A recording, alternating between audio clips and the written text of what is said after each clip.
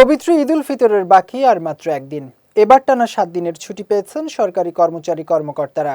দীর্ঘ এই ছুটিকে ঘিরে দেশের অন্যতম পর্যটন কেন্দ্র কুয়াকাটায় পর্যটক বরণে প্রস্তুতি নিচ্ছেন ব্যবসায়ীরা। ইতোমধ্যে হোটেল মোটেল রিসোর্টে শুরু হয়েছে ব্যাপক প্রস্তুতি।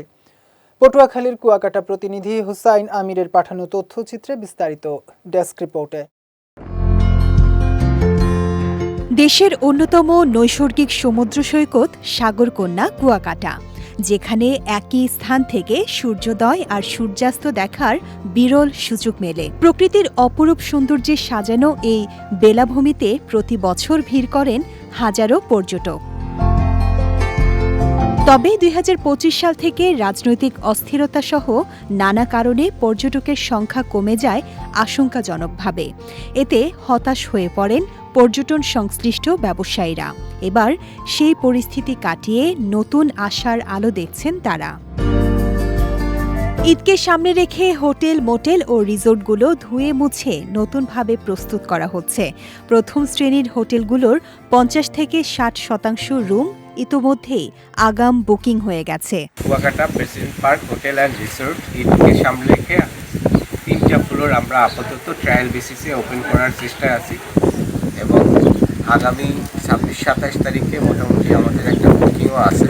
ফ্যাসিলিটিসগুলো পাবে বেস্ট সেটা হচ্ছে আমাদের প্রত্যেকটা রুম থেকে সি ভিউ পাবে। জি আলহামদুলিল্লাহ, আমরা প্রতি বছরের ন্যায় এবছরও ঈদ উপলক্ষে দোকানে পর্যাপ্ত পরিমাণ মালামাল রাখতেছি। ইনশাল্লাহ ঈদের পরে যদি লোকজন আসে আমরা ভালোই বেচাবিক্রি করতে পারবো। আমাদের প্রত্যাশা প্রতি বছরের ন্যায় এবছরও ভালোই থাকবে। এবারের ঈদে চালু হচ্ছে নতুন কয়েকটি আবাসিক হোটেলও। এতে আবাসন সংকট অনেকটাই কমবে বলে মনে করছেন সংশ্লিষ্টরা। আমাদের ঈদের সামনের অনেক সুন্দর প্রস্তুতি হয়েছে। প্রস্তুতির মধ্যে আমাদের প্রতিটা রুমই মেইনটেন্যান্সের ওয়ার্ক করা হয়েছে এবং ঈদে যেহেতু অনেক গেস্টের সমাগম হয়, আমাদের বারবিকিউ জোন প্লাস আমাদের ফুড জোন, আমাদের সুইমিং জোন একেবারে পরিপাটি করে সুন্দর করা হয়েছে। সত্যের উপলক্ষে সেই দিন থেকেই উপচে পড়া ভিড় থাকে প্রতি বছর প্রতিনিয়ত। আমরা আশা করি এবছর একটা নির্বাচিত সরকার আসছে, দেশে শান্তি বিরাজ করতেছে।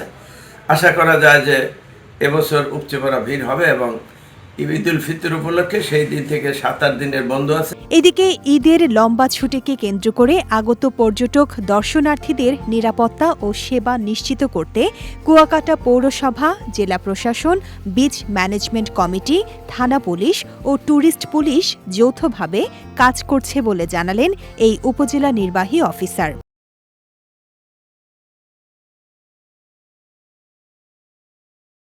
ঈদ উল ফিতরে আমাদের কুয়াকাটা পর্যটন এরিয়া সারা বাংলাদেশ আপনারা জানেন বিভিন্ন জায়গা থেকে পর্যটক আসে।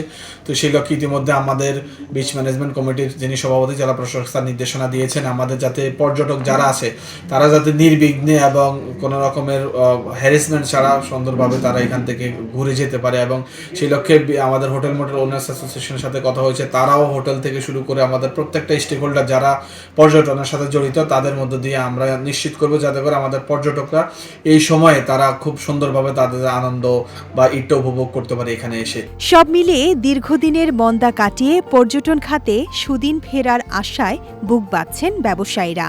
ঈদের আনন্দে মুখর হয়ে উঠবে কুয়াকাটা, এমনটাই প্রত্যাশা সবার।